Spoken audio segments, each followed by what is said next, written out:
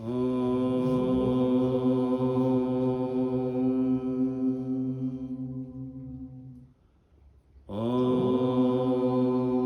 Sahana Vavatu Sahanao Bhunaktu Saha Viryam Karavavahai Tejasvinavaditamastu Ma Vidvishavahai Om Shanti Shanti Shanti.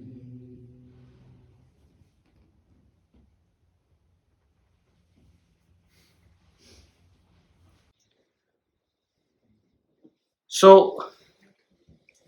last week we started the study of the Gita, and I told you in detail the whole background and what the Gita talks about. So, it starts with the word dharma, which means nature, and ends with the word mama. That's the last word of the Gita, my. So the whole Gita talks about my nature. What is my real nature? So I showed you the graph of the material equipments. There's a body, there's a mind, there's an intellect, which you know right now, which you experience, which you believe yourself to be. But your real nature is the consciousness, the self, the soul, whatever name you choose to give it, which you don't experience, which is unknown, dark. In fact, another word for the word Krishna means dark. And dark refers to the self, which is unknown, which we don't know. So the whole philosophy of the Gita is to expose your real nature to yourself. That goal is called self-realization, enlightenment. Because that state alone, you find that absolute peace, happiness, permanence that you are looking for vainly, stupidly in the world. It's not there in the world, it's inside you. And the beauty of the philosophy is it also gives you a practical way of life. So while you're pursuing the self, you remain peaceful and happy in the world, and you can focus, concentrate on what you do, so you get success and achievement. So it's a complete prescription for life. And if you don't have this knowledge, that is the first chapter which we are going to study, the yoga of Arjuna's despondency.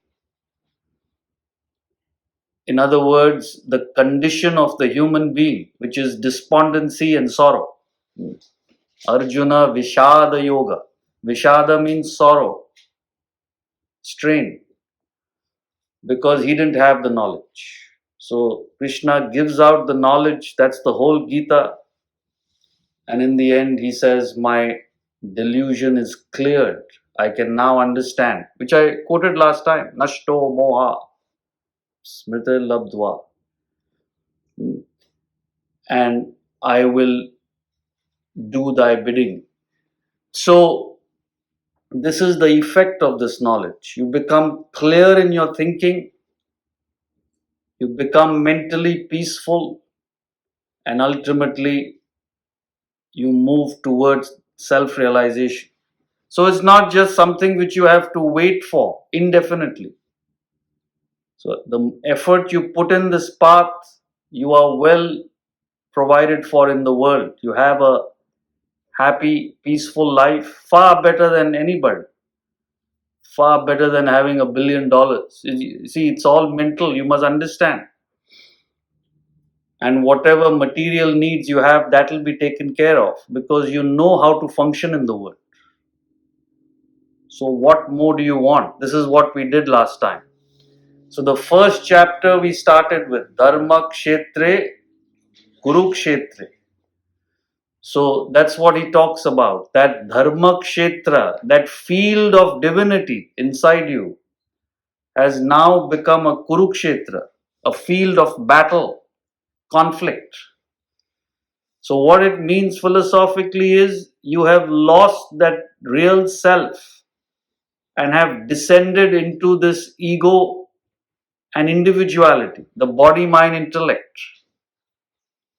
which is a constant source of agitation because the body, mind, intellect are insatiable. They are constantly demanding with no end in sight. So you're all the time agitated, stressed out, anxious, affected by the world. So how to get back is the entire Gita. So I told you, if you play around with the words, because Sanskrit is a poetic language, the order of words don't matter. So it's not like English where there has to have an order in the sentence. By the construction, you can figure out what they're saying. So the other way to put those two words is Kshetre, Kshetre, Dharma Kuru. Kshetre means in every action, in every field of life, you must do the right thing. You must do it in a way that will help you move towards the self. So everything you're doing right now in the world is taking you further away from your real self. So you have to reset, revamp the whole thing so that everything you do in this world takes you towards your real self. That's the whole spiritual exercise. And that's what we're going to study. So you have to be patient because, like any study, this takes time. It takes effort. So last week we had how many? 370. This week it's 270. Right now logged in. No, a lot of people hear the recording, but it always falls because they believe. You hear one lecture, you listen, you read a few pages, and your life will change. It doesn't happen that way. It has to be consistently, dedicatedly pursued.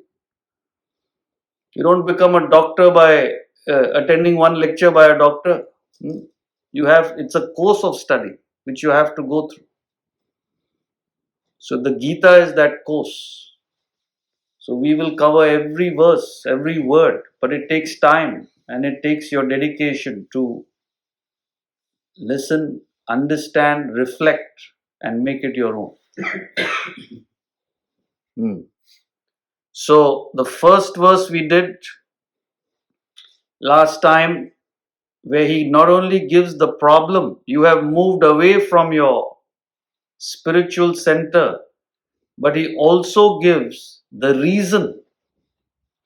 So he says, Dhritarashtra, the blind king, assembled on the sacred field of Kurukshetra, Dharma Kshetre, Kurukshetre, desirous to fight. What did the sons of Pandu, Mamaka, and mine do? So the whole reason for the fall is this I and mine. Not only spiritually, but even in the world. Why people suffer is they only think about themselves and their family. This is the whole Mahabharata. This blind king, that's what it means. The mind is blind with attachment. When you're attached, when you're selfish, you're blind. You can't see the realities. It's all symbolic. So in that blindness, what do you see? Just I and mine. So the whole Mahabharata, the epic, is based on this one man's attachment, which destroyed the whole society. He was so infatuated with his unrighteous, selfish son that he destroyed his whole kingdom. And in the end, what happened? Even that son died. And he died. See, it's a complete destruction. So the problem is, what did the sons of Pandu? He's not even saying my nephews, my brother's children. No. Pandu, he's calling him by his name. That man, his children, and me, my children. It's amazing, just amazing. See, you all have experienced it in two brothers. They'll do anything for each other growing up. My brother, my this thing. The minute the family comes, my children, the whole thing changes. It's incredible. That feeling is completely gone. My family, his family. Now forget about that. Even within the family, it's me and you. The divorce. What? You can't even get along with your own one other person because you don't cater to me. So the whole problem is this me and mine. It's destroying you. And you don't understand. All you do is repeat I all the time. iPhone, iPad, I this, I that. Everything is centered around I. My room. So if you want to be spiritual, the first thing you have to work on is this I and my. That dissolves. That is the test of spirituality. So see how beautifully he puts it. In the first verse itself, he gives what is the problem. You have left that spiritual center of yours and come into this individuality. And then you are exacerbating the problem, accentuating the problem by going along with this I and my children, your children. And that is the sure way to sorrow and suffering in life, which is what everybody is going through. So, as I had told you, in fact, many commentators, lecturers don't even lecture on the first chapter of the Gita because it's more of a setting the stage for the knowledge, which starts in chapter 2. But we're going to do it because it's important to understand the problem. What happens when you don't have the knowledge? And it gives this interesting psychological implications, how the mind functions. So it's very useful and practical. So we will do it.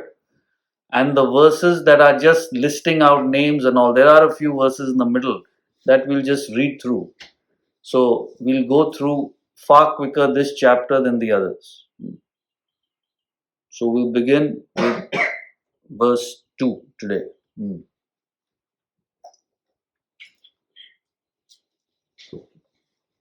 Sanjay Uvacha Drishva tu Pandavanikam Vyudham Duryodhanastada Acharyam Upasangamya Raja Vachanam Abravit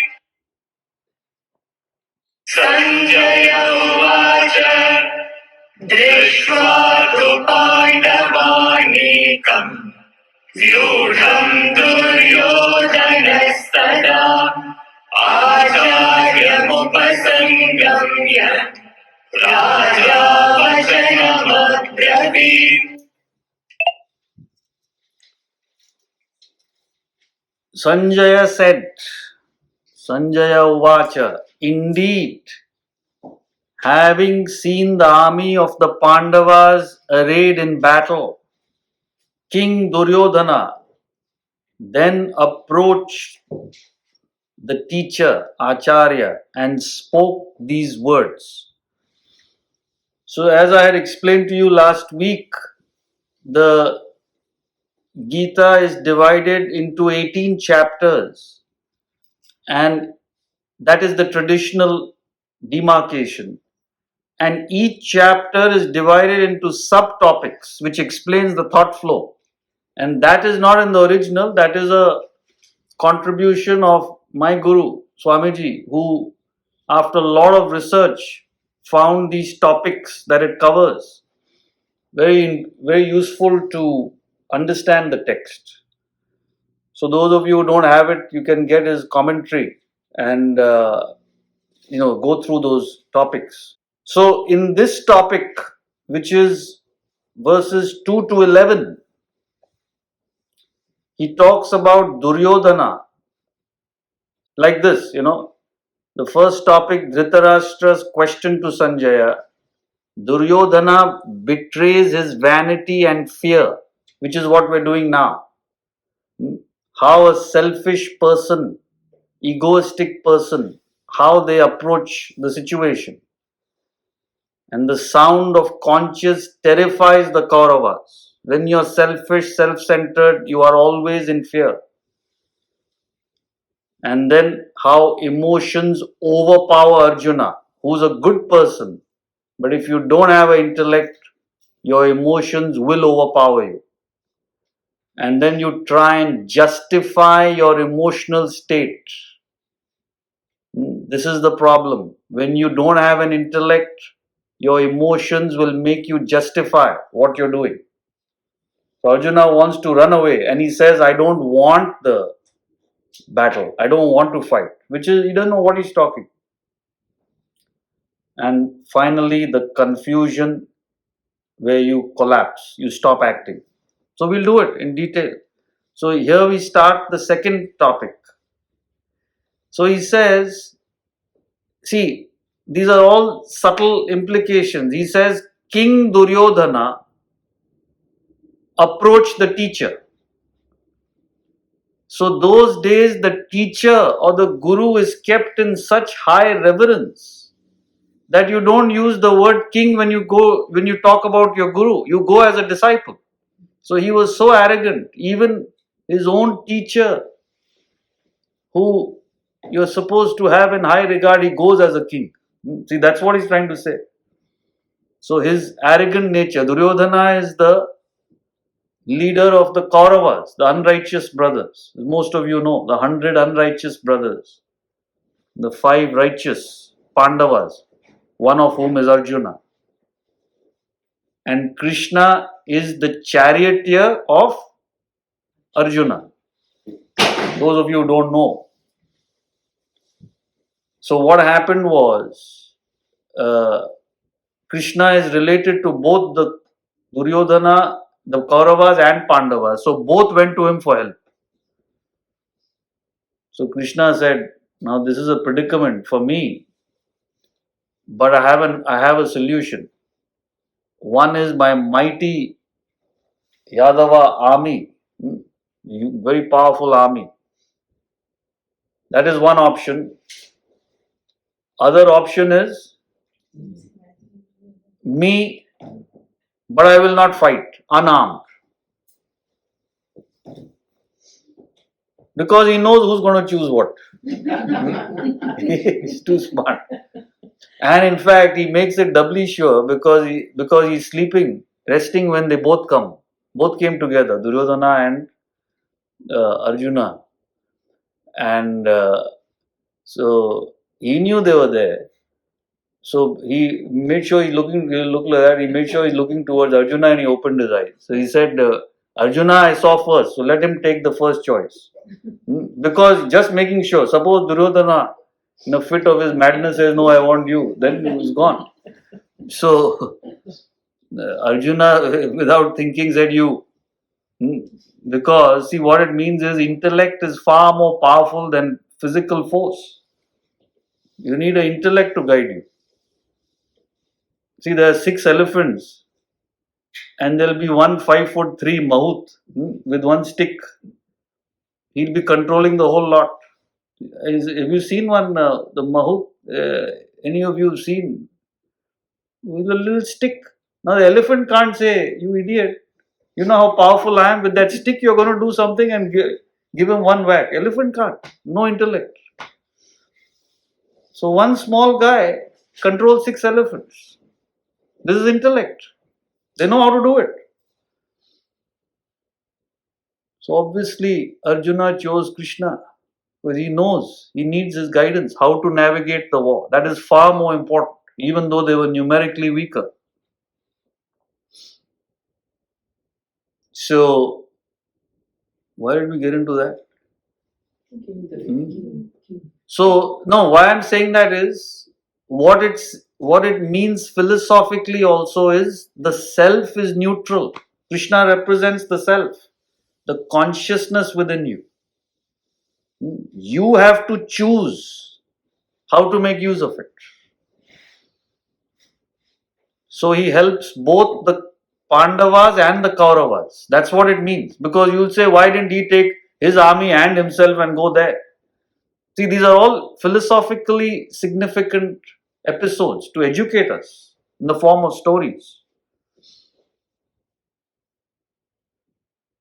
So I told you in the retreat also, those of you who weren't there, most of you weren't. See, if you see a picture of Krishna, he'll have a stick in one hand and a Jnana Mudra in the other. You all know that if you, some of the traditional pictures, and you should wonder what that means.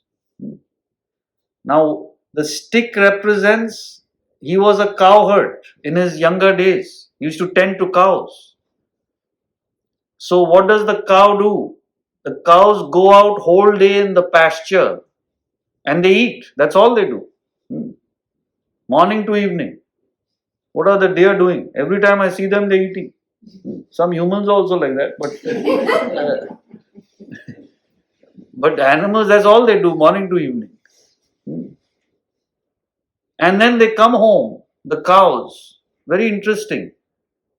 And it's the whole thing is not digested. It's put in a pouch before their stomach, and then they regurgitate it. Right? It's called cud chewing.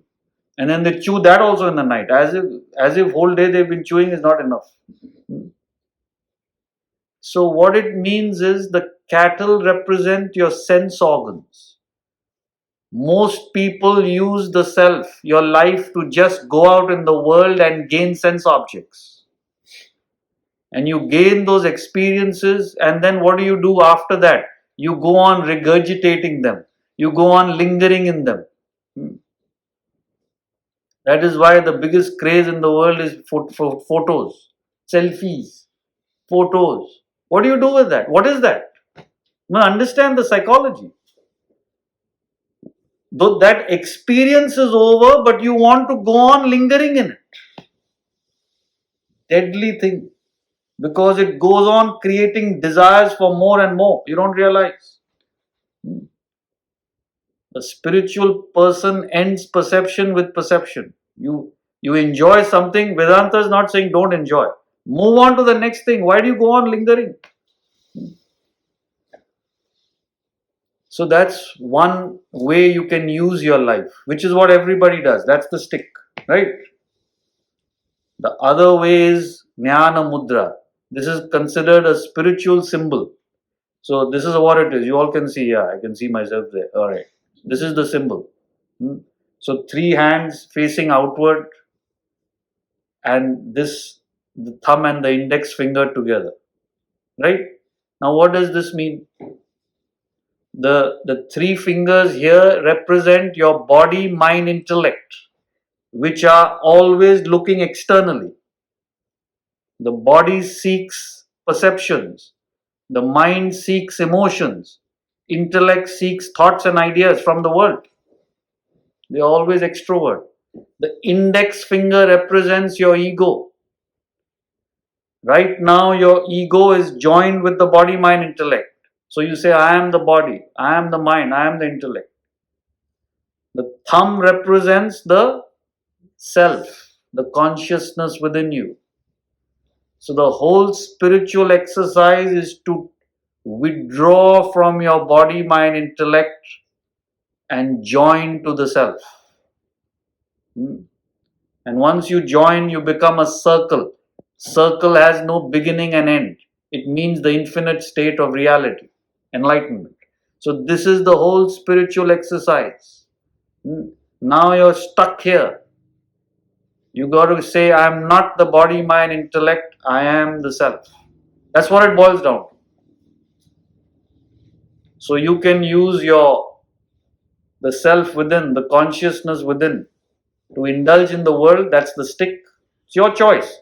So Krishna holding in these two hands means it's your choice. God doesn't interfere. God or self is just the consciousness giving you the ability to act, to be conscious. What you do is up to you. So, Sakshi, it's called, the witness. That's it.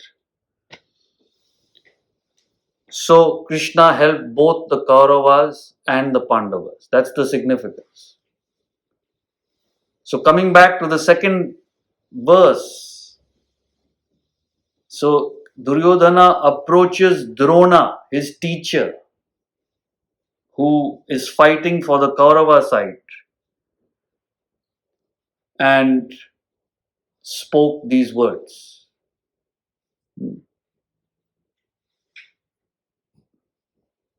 3. The question, yes. It should be directly related to the text. Otherwise, you can send it and we'll take it up on Wednesday. Yes, Chitra. Gautamji, it's for what you just said, end perception with perception. What do you mean by that? What I mean by end perception with perception is you're eating a nice meal. You're enjoying the food. Now, once the meal is over, end it there. You enjoyed it. Now move on to the next enjoyment, the next action. Why do you go on lingering? Oh, what lovely food we had. See, what is that doing? Not only are you not enjoying the food now, it's only the memory of the enjoyment. So what you are doing now is you are creating more and more desires for that experience. Your desires are increasing, number one. And number two, your present action you're not enjoying. So it's a double whammy. You're not in the present action and you're creating desires for something which is already over. So people do that their whole life. Linger in the past, good or bad, even bad. I will never forget how my mother-in-law spoke to me the first day of my marriage. You know who's talking? She's 60 years old now. Marriage was 40 years ago. Still they remember. Mother-in-law is dead and gone. She's got liberated from you. And you're still bound. I don't understand that. Lingering. Move on. So that's why I said the pictures. People come to this house, and they say, oh, this house makes me feel so peaceful. Nothing in the house. It's just bricks and stones. Nothing special here. Only thing is there's no pictures. Everything is clean, clear. So they've never been to a place like that, because everywhere you go, you'll have to go through the torture of seeing, first of all, the torture of seeing those people in that house. And then seeing their pictures 5 years ago, 10 years ago, and then their child 15 years ago. My God. Can you imagine seeing your own pictures all the time? The whole Vedanta is to remove the I. And you go on reminding yourself about this I, my, all the time. Now what to say? So you're lingering. You're all the time creating more and more desires by reminding yourself of past experiences. You can't move on. The real achievers in the world are who move on. You enjoy something, you move on to the next. What do you want to achieve? Get on to that. They don't have time for lingering in past experiences. Memories. What are you going to do with memories? What are you doing now?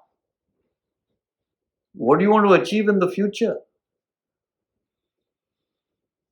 So you won't find one picture here.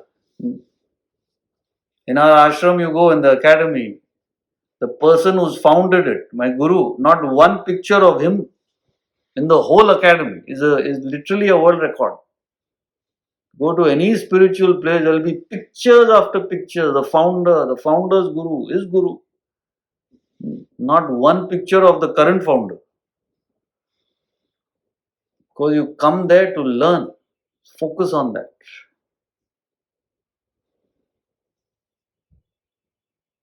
Hmm. 3. पश्यैतां पाण्डुपुत्राणाम् आचार्यमहतीं च मूम् व्यूढां द्रुपदपुत्रेण तव शिष्येण धीमता पश्यैतां पाण्डुपुत्राणाम् आचार्यमहतीं च मूम् व्यूढां द्रुपदपुत्रेण तव शिष्येण धीमता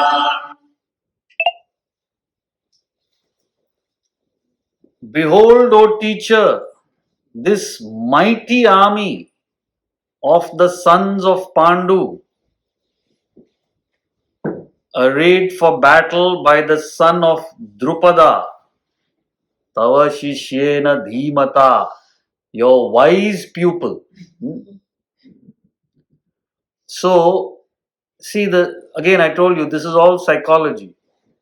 The Pandava army had 7 Akshavanis, means 7 battalions.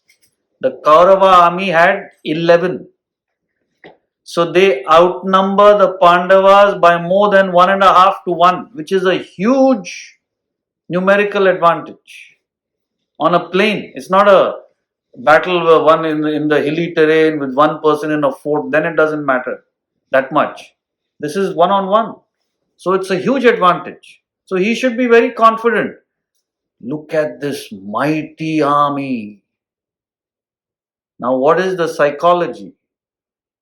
Any person who is selfish, destructive, will always have fear in them that they will be destroyed. A person who's destroying others will always fear he's going to be destroyed. Remember that. So if you have fear and anxiety, it's always selfishness. What's going to happen to me? And the more you are destroying others, the more you will fear. That same thing will happen to you. The world is just a projection of your own thoughts. That's why you find carnivores. You know, carnivores, those who kill other animals to eat, extreme fear, even though they are strong physically. You go near even a tiger, it'll run for its life. That day there was a fox nearby, somewhere here. I just went near it. It was evening, just ran like a. But you go near a deer, maybe they look at you. Good, I'm good. How are you doing? Good. Go back to eating. They're not bothered. See, you're not destroying. You don't fear that you'll be destroyed. So that's why you find criminals and all that. They're constant state of fear. You'll be going around with bodyguards. Yes. So you're destroying others. You always fear every person will destroy you. It's interesting. So you don't believe me. I'll give you an example. This happened with me. Once it happened. That's why I remember it till today. When I was a teenager in Bombay, we went into the local train, We're just going out with friends somewhere. And we were in a hurry. So we went to the station and didn't buy the ticket. Because we had to get on. We had to go for a movie or something. I don't know what we were doing. Nothing important, don't worry.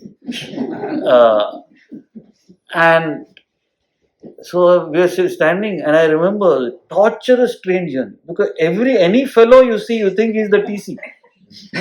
This guy is a ticket examiner. Any person comes in or goes out, maybe he's a TC. Horrible. No, because you've done something wrong, you feel you're going to be destroyed. Now, if you had the ticket, would you feel anything? Any person you see, no problem. It's like that. Life is like that. So the more selfish you are, the more agitated you are. So this person, even though he's so much numerically superior, doesn't matter. He'll have that fear. You earn money through the wrong means, you may have tons. You will fear somebody will do that same thing to you, what you did to get it to them. It's incredible how it works. You will not get a moment's peace. What do you want? All that for peace, you won't get it. Happiness. So look, teacher, look at this huge army, mighty army, which is nothing compared to his army. Of the sons of Pandu. See how he also has the same disease. Father has that attachment, is transmitted to the children. That's what we are studying on Saturdays, right? The Holocaust of attachment. How this virus of attachment transmits from you to your children. Exact same thing. The sons of Pandu. Not my cousins, not my brothers, which they are. These children of my uncle. Anybody talks like that? Look at these children of my uncle. So much hatred he has. He was jealous and hateful of them all his life. So he's sarcastically telling his guru, who's heading their army? The son of Drupada, which is Drishtadyumna. You won't know, it's just a name. Who was the commander of the Pandava army. He says, look, you taught him, no? Now he's arranged against you. Sarcasm. So he's selfish, egoistic, fearful, sarcastic. This is Duryodhana. So you got to pay the price. All the agitation you're going through right now in the world, friends, you must understand. You have to pay the price for your past selfish, attached living. That's all it is. Don't blame the world. Don't blame God least of all. You don't know who that is. It's just your own mind. So 4, 5 and 6, we won't be chanting it. I'll just read it out. And then, because he's just listing out the warriors in the Pandava camp. 4, he says, here are heroes, mighty archers, equal in battle to Bhima and Arjuna, Yuyudhana, Virata, and the great chariot warrior Drupada. Now again, this is not important. Those of you who are interested in history can read the commentary. It's just listing the warriors on the Pandava side. 5. Drishtaketu, Chekitanaha, and the valiant king of Kashi, Purojit, Kunti Bhoja and Shaibya, the best of men. 6. And mighty Yudhamanyu and brave Uttamoja, Saubhadra and Draupadeya, all great Maharathas. Saubhadra is the son of Subhadra, which is Arjuna's son, Abhimanyu. So he was in fact killed in the battle. Later on, he was killed by treachery. Those days it was 7 to 1. 1-on-1 was how you fought. And these Kauravas, they encircled him. He was a boy of 16. And went 7-on-1 and shot him from behind, which is like the worst thing you can do those days. Even now they won't do that. So, and Karna was one of them, right? So Krishna in fact used the same means to get rid of Karna. See, why I'm telling you this is, one of the lessons in life you must understand is, just being good is not good enough. That's why this story reminded me. That's why I'm telling you. If you don't use your intellect, the people who are using their intellect and are selfish will take advantage of you. Remember that. So most people complain about the world. We are good. We are doing the right things. Then why are these corrupt, vicious people prospering? Because you are not using your thinking. They are using their thinking, but they're doing it selfishly. They will exploit others. This is what is happening everywhere. So if you want to really do good to the world and yourself, you must be good and use your thinking. This is called aggressive goodness. You must learn to be aggressively good. So most people who are good are passively good. They have a good nature, but they don't use their thinking, so others take advantage. And in the Mahabharata, they show this beautifully. In the context, it's important. So Yudhishthira, who's the eldest Pandava, Arjuna is one of the brothers, the third brother, was called Dharmaraja. Right? You know that? His nickname is Dharmaraja, means the king of righteousness. He was so upright, unselfish, principled. But what's the use? He was never using his intellect. So he was exploited by Duryodhana, who used to use his intellect and exploit his weakness. So Yudhishthira had two weaknesses: gambling, and he could not say no to his elders. He had a tremendous regard for his elders. He would never say no. So Duryodhana used both of them. Can you believe? See, this is how they function. Aggressively bad. So he made his father, the blind king, invite him for a game of dice. Gambling. Because he was so jealous that their kingdom was growing more. But he knew he won't come if he invited him. See how he thinks. So he made his father invite him. He couldn't say no. And in that game of dice, he lost his kingdom. He lost himself. He even gave away his wife. He gambled his wife away. So, what is the use of all that goodness if you can't use your thinking? So, ask yourself, even in your own situation, you're being good. But if you're not using your thinking, people are taking advantage. Between two brothers, you see that. One brother is aggressively bad, one is passively good. Aggressively bad fellow is always taking advantage. So it's not just war, it's countries, communities, families. So Krishna is an example of aggressive goodness. That is why he is revered to this day. Because not only was he selfless, but he used his intellect all the time.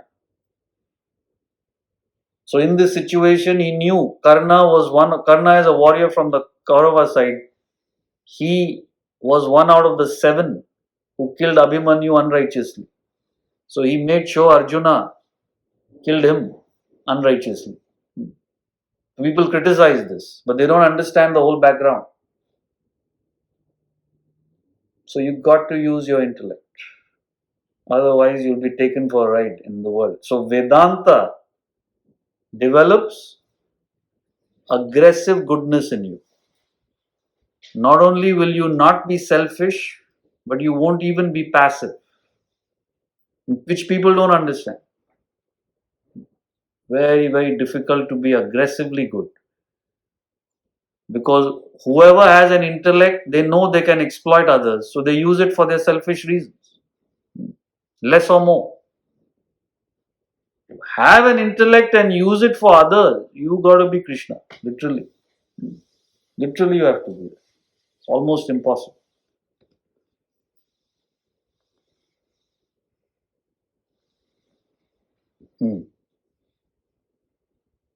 Sanjay, you had something? Hariam, Gautamji. Gautamji, a small question here. These last few verses, why do we say Duryodhana is being arrogant? Because he seems to be complimenting, and recognizing the benefits of the opposition. No, we are talking about what he is as a person. He's not recognizing. He's fearful. We're talking why he's fearful. Sure. And second is he's going to his teacher as a king. You don't go to your teacher as your position. You understand? So those are the traits which show his arrogance and his fear. That's the whole topic. He's not recognizing the whatever you're saying. That is irrelevant in this context. They themselves had such great warriors, and numerically he should be very comfortable. Why is he not comfortable is the point.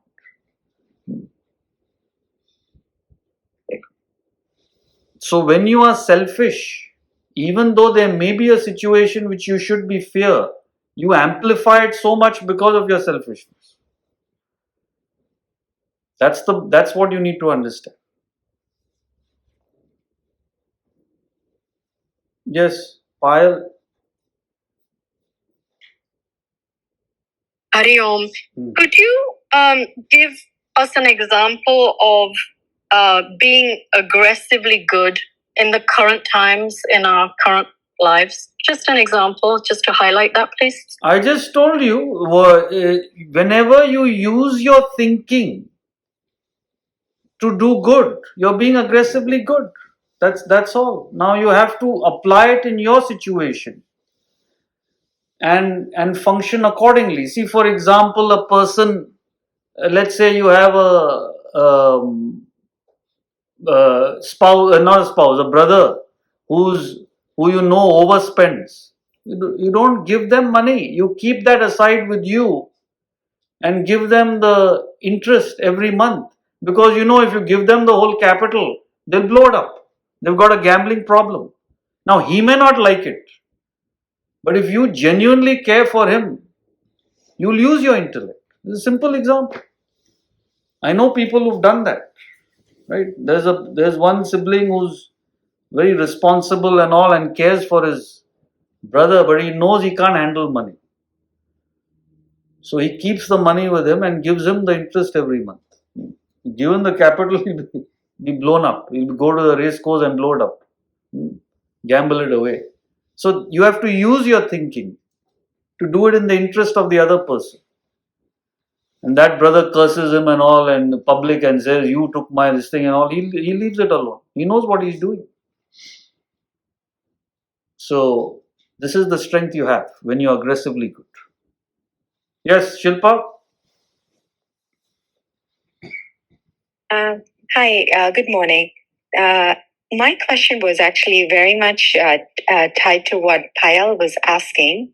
Is that then, if you are being aggressively good, how do you maneuver a situation where you are potentially around people who are aggressively good as well as are, I would say, selfish, in your words? I think you said aggressively bad, right? So how do you maneuver a situation like that? By using your intellect better than them. That's the only way. See, if a person is using their intellect and are selfish, the only way to counter that is to use your intellect, but you be unselfish. You want to do good. So you need to have a more powerful intellect. So in this world, there's nobody aggressively good. Maybe smatterings here and there. Almost impossible. So assume if they're using their intellect, they're aggressively bad, first of all. Just assume that to start with. And then start functioning. So it takes time. Shilpa, you have to work and develop your intellect. Like I said, the moment you have an intellect, you will be selfish because it's so powerful. You know how to exploit and make use of others for your selfish benefit. So you will do that. What is everybody doing? You have money, you get power, you use it to get power for yourself. You have power, you use it to get money for yourself. This is what is happening. Politics or business, that's all they do. And exploit the public. So to have that power within you and use it for the good of others, you got to be a Krishna, literally. So start with doing that as much as you can. Just analyze every situation, foresee the consequences, and function to the best of your ability. That's it. So once you develop the intellect, you'll know your way around. So work on doing that. That's what I'm trying to tell you. You have to first work on building your intellect. So can I, so then how I summarize this is the way you use your intellect. I think a good way of reflecting on that is to make sure that that intellect is used for the betterment of others. Yes. Just that is aggressive goodness. Correct. Okay. But easier said than done. That's what I'm trying to say. The minute you have an intellect, you will use it for your own benefit. So it's very difficult. You have to build it. It takes time to build goodness and intellect. You're asking for the moon. So it can be done. That's what Vedanta is all about. But it will take time. Thank you very much. Yes, Krishna. Thank you, Guruji. Good morning. One question I have is, you mentioned doing good, but sometimes the definition of good can be subjective. What is good for others or me, or can be bad for somebody else. So how do you make that call? How you make the call is as long as you are being true to yourself. See, Shakespeare has a saying, to thine own self be true, and it must follow as night the day. Thou canst not then be false to any man. So you're right, it is subjective, but you have to go deep within and make sure you're being true to yourself. So that's why I was telling the previous questioner that it's not easy, because your mind's desires are so powerful, the selfishness, it will make you justify your actions as good. They're not good, they're selfish. So you have to really work and build your intellect. Then your objective, is this really for others or am I doing it for myself? So it's not easy. But as long as you have analyzed to the best of your capacity and you believe you're true to yourself, that's the best you can do. And if it's something really major, you must take the guidance of an intellect which is better than yours. That is very important. So both things together, you should be good. Yes, Tanya?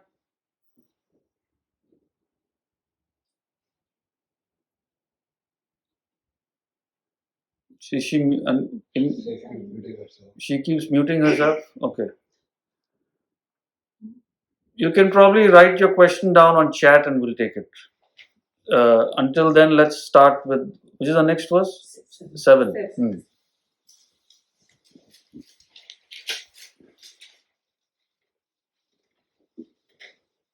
अस्माकं तु विशिष्टाय तान्निबोधद्विजोत्तम नायका मम सैन्यस्य संज्ञार्थं तान् ब्रवीमि ते अस्माकं तु विशिष्टाय तान्निबोधद्विजोत्तम नायका मम सैन्यस्य संज्ञार्थं तान् ब्रवीमि ते. O Dvijottama, know also those who are distinguished amongst us, the leaders of my army. These I mentioned to you for your information. As if he doesn't know who's in his own army. Anyway, so why I'm taking this verse in terms of the philosophy is this word Dvijottama. Dvija, to ja, to be born. So Dvija means twice born. Uttama is an honorific, the best. Uttama is the best, right? So Dvijottama means the best of the twice born. So twice born refers to your second birth. So when you are physically born, your physical body emerges from the mother's womb. So you're physically complete. Size-wise, no, but in terms of body, you're complete. You have a physical body. But your mind and intellect is still in an embryonic stage. Just as in the womb you were in an embryonic stage, when you matured, you emerged physically. So when you're physically born, your mind intellect is still in an embryonic stage. And it emerges fully only pre-teen, 11, 12, 13, depending on the person's maturity. That's the time you have completed your manifestation in this world. So your full personality is now born, which means the mind can feel the full emotional spectrum and the intellect can think on its own. Which is why all the parents start dreading that dvija when the child becomes second birth. And all of you experienced as parents. Minute they are 12, 13 is when the rebelling starts. Because nobody understands the psychology. It's because they are able to think for themselves. So they rebel. Don't tell me what to do. That's the whole thing. I can think for myself now. Stay out of my life. And they say, oh, he's a teenager. It's hormones. What hormones?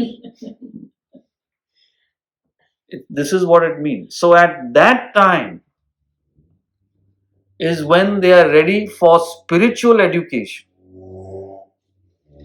And that's symbolized by the thread ceremony and the whispering of the Gayatri mantra or a chosen mantra of that community in the ear to say that you are now ready for spiritual education. It's all. Now it's all it's a fun fair and a biggest party is when that thread ceremony takes place. So now nobody knows, but this is what it means. So you can feel and think completely only at that age. Before that, you're in childhood. You don't know what you're feeling, what you're thinking. So that is the time Vedanta has to be, or those days it was given out to prepare them for life. Now there is no head or tail in the education system. It's only information after information. Like I told you last week, it's just intelligence. The intellect is not grown at all. So the children are totally unprepared for life. It's frightening. See, I've told you this, some of you have been attending, they know. So I was back in the West Coast, one of the top universities in the world, not just the US. The head of the neurology department came to meet me. He wanted an appointment. And we had a fascinating discussion. He says, almost half of our freshmen, these are 17, 18-year-olds, are on medication, prescription medication. These are supposed to be the best universities. I don't see, nobody even analyzes what is going on. The best place should have the lowest mental problem. No, that is the best. Nowadays, best is which has the maximum mental problem. This is the definition. Now, what can you say? Everything is upside down. Because you're not fortified with spiritual knowledge. That's all it is. Real knowledge. So you go into the world completely unprepared. So fortunately, all of you now have a chance. You're definitely far from Dvija, 13 years old, but never too late, right? So start this process, build your intellect. Rest of your life from now onwards will be taken care of, and stop lingering in the past. That's what you were talking, no? Move on. So what do you want to do from now onwards? So any questions, you can send them via email and I take them up on Wednesday evenings in the Q&A session. So we have one session just for question answers.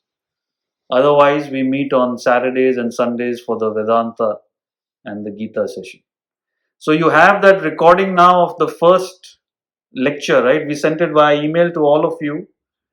So if you missed it, hear that again, because everybody told me that it was a very powerful introduction to the Gita.